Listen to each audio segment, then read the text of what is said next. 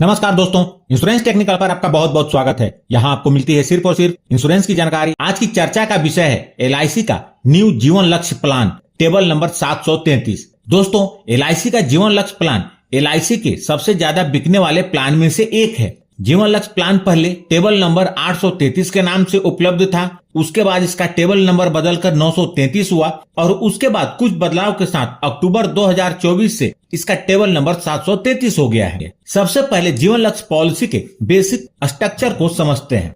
जीवन लक्ष्य पॉलिसी से प्लान कर लिया तो वह पूरा होकर रहेगा, चाहे बीमा धारक रहें या ना रहें। एलआईसी की जीवन लक्ष्य पॉलिसी बाकी इंश्योरेंस प्लान से बिल्कुल अलग है। यह पॉलिसी शेयर मार्केट से जुड़ी हुई नहीं है। यह एक लिमिटेड प्रीमियम पेमेंट प्लान है, जिसके तहत बीमा धारक को चुने गए पॉलिसी पीरियड से 3 वर्ष कम पीरियड प्रीमियम का भुगतान करना होता है। यह एक विद प्रॉफिट प्लान है, जिसके अंतर्गत एलआईसी अपने फाइनेंशियल परफॉर्मेंस के अनुसार प्रॉफिट को वेस्टेड सिंपल रिवर्सनरी बोनस और फाइनल एडिशनल बोनस के रूप में बीमा धारक के साथ शेयर करती है। आइए सबसे पहले बात करते हैं इस पॉलिसी को लेने के लिए आवश्यक मापदंड के बारे में। इस पॉलिसी को लेने के लिए जो मिनिमम एज एट एंट्री है वह है 18 वर्ष। मतलब 18 वर्ष से कम उम्र के बच्चों को यह पॉलिसी नहीं दी जा सकती। मैक्सिमम एज एट एंट्री है 50 वर्ष। मतलब 50 वर्ष 6 महीने से अधिक उम्र वाले व्यक्ति को यह पॉलिसी नहीं दी जा सकती। मिनिमम एज एट मैच्योरिटी, यानी कि मैच्योरिटी के समय बीमा धारक की उम्र कम से कम कितनी होनी चाहिए, तो वह है 31 वर्ष। मैक्सिमम एज एट मैच्योरिटी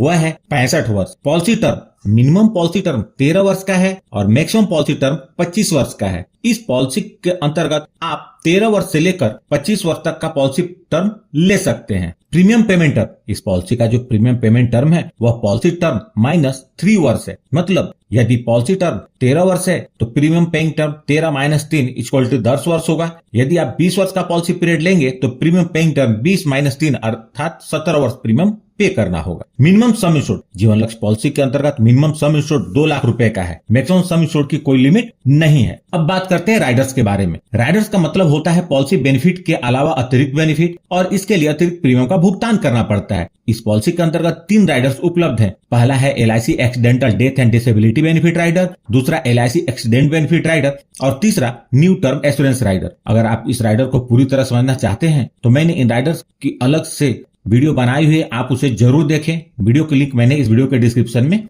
दे दी है। आपकी जानकारी के लिए बता दूं कि एलआईसी के जो भी राइडर्स हैं उसे किसी भी पॉलिसी में लेंगे तो उसके टर्म्स, कंडीशन और बेनिफिट एक जैसे ही रहेंगे। आइए अब इस पॉलिसी को हम उदाहरण के साथ समझते हैं। मिस्टर जतिन, जिनकी उम्र 25 वर्ष है, जीवन लक्ष्य पॉलिसी टेबल नंबर 733 लेते हैं, जिसका सम इंश्योर्ड 10 लाख रुपए है। पॉलिसी टर्म के रूप में उन्होंने 25 वर्ष का चुनाव किया है। चूंकि यह लिमिटेड प्रीमियम पेमेंट की पॉलिसी है, जिसमें पॉलिसी पीरियड से 3 वर्ष कम तक प्रीमियम का भुगतान करना होता है, तो मिस्टर जतिन को 22 वर्ष तक प्रीमियम का भुगतान करना होगा। यदि mister Jatin monthly premium payment mode का चुनाव करते हैं तो उनका मंथली प्रीमियम लगभग 3,515 रुपए होगा। यदि mister Jatin annual premium payment mode का चुनाव करते हैं तो उनका एनुअल प्रीमियम 41,232 रुपए होगा। सिर्फ पहले वर्ष का प्रीमियम इससे थोड़ा ज्यादा होगा। इस प्रकार मिस्टर जतिन पूरे पॉलिसी पीरियड के दौरान टोटल 9,08,012 रुपए प्रीमियम के रूप में भरेंगे। सबसे पहले इस पॉलिसी की मैच्योरिटी को देखते हैं। जब पॉलिसी के 25 वर्ष पूरे हो जाएंगे, यानी कि मिस्टर जतिन की उम्र जब 50 वर्ष होगी, तो इस पॉलिसी की मैच्योरिटी हो जाएगी और मिस्टर जतिन को मैच्योरिटी का भुगतान कुछ इस प्रकार होगा। सबसे पहले पॉलिसी का सम इंश्योर्ड 10 लाख रुपए, उसके बाद वेस्टेड सिंपल रिवर्सनरी बोनस 11,50,000 रुपए, उसके बाद फाइनल एडिशनल बोनस 4,50,000 रुपए, टोटल 26 लाख रुपए मिस्टर जतिन को मिलेंगे। आप यहाँ देख सकते हैं कि मिस्टर जतिन ने लगभग 9 लाख रुपए प्रीमियम के रूप में भरे और मैच्योरिटी के रूप में उन्हें लगभग 26 लाख रुपए मिले। दोस्तों, यहाँ जो मैंने मैच्योरिटी कैलकुलेट की वह एलआईसी द्वारा डिक्लेयर किए गए वर्तमान बोनस रेट के आधार पर है। अतः आपकी मैच्योरिटी इससे थोड़ी अलग हो सकती है, लेकिन इसी के आसपास होगी। अब बात करते हैं डेथ बेनिफिट के बारे में। पॉलिसी लेने के बाद से लेकर पॉलिसी पीरियड के दौरान कभी भी मिस्टर जतिन के साथ कुछ अनहोनी हो जाती है और वो अपने परिवार के बीच नहीं रहते, तो नॉमिनी को डेथ बेनिफिट का भुगतान होगा, चाहे अनहोनी पॉलिसी लेने के तुरंत बाद हो या कभी भी हो। यहाँ हम मान लेते हैं पॉलिसी के 5वें वर्ष में मिस्टर जतिन के साथ अनहोनी हो जाती है और वो अपने परिवार के बीच नहीं रहते, तो इस केस में मिस्टर जतिन के नहीं रहने पर यह पॉलिसी बंद नहीं होगी। बचे हुए पॉलिसी पीरियड के दौरान प्रीमियम का भुगतान एलआईसी करेगी। और इतना ही नहीं, हर साल पॉलिसी के एनिवर्सरी पर नॉमिनी को पॉलिसी के 5 वर्ष पूरे होने से लेकर पॉलिसी के 24 वर्ष पूरे होने तक रेगुलर इनकम का बेनिफिट मिलेगा, जो कि सम इंश्योर्ड का 10% अर्थात 1 लाख रुपए होगा। मतलब नॉमिनी को एलआईसी की तरफ से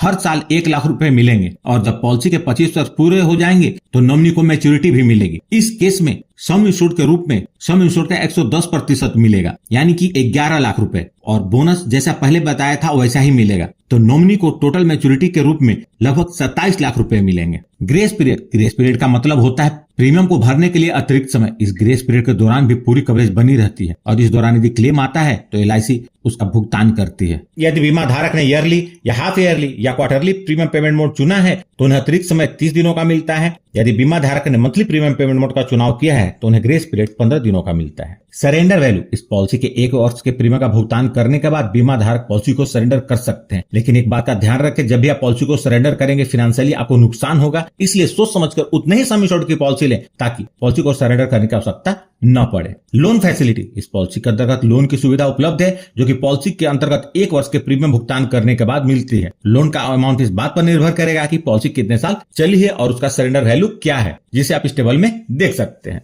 टैक्स बेनिफिट, इस पॉलिसी के अंतर्गत जो प्रीमियम का भुगतान होता है वह इनकम टैक्स के सेक्शन 86 के अंतर्गत एग्जम्प्टेड है और जो मैच्योरिटी या डेथ बेनिफिट के रूप में अमाउंट पेड होता है वह इनकम टैक्स के सेक्शन 10(10)(d) के अंतर्गत कंप्लीटली टैक्स फ्री होता है। तो यह थी न्यू जीवन लक्ष्य पॉलिसी की जानकारी। यदि आपके पास कोई सवाल है या सुझाव है तो उसे कमेंट बॉक्स में लिखें। यदि वीडियो अच्छी लगी हो तो प्लीज इसे लाइक करके मुझे प्रोत्साहित जरूर करें। और सबसे महत्वपूर्ण, यदि आपने इस चैनल को अभी तक सब्सक्राइब नहीं किया है तो कर लें और जुड़ जाए हमारे साथ इंश्योरेंस प्रोफेशनल से इंश्योरेंस की जानकारी के लिए। और साथ में बेल आइकन को भी क्लिक कर दें और ऑल सेलेक्ट कर लें ताकि जब भी मैं न्यू वीडियो अपलोड करूं उसकी नोटिफिकेशन तुरंत आप तक पहुंच जाए।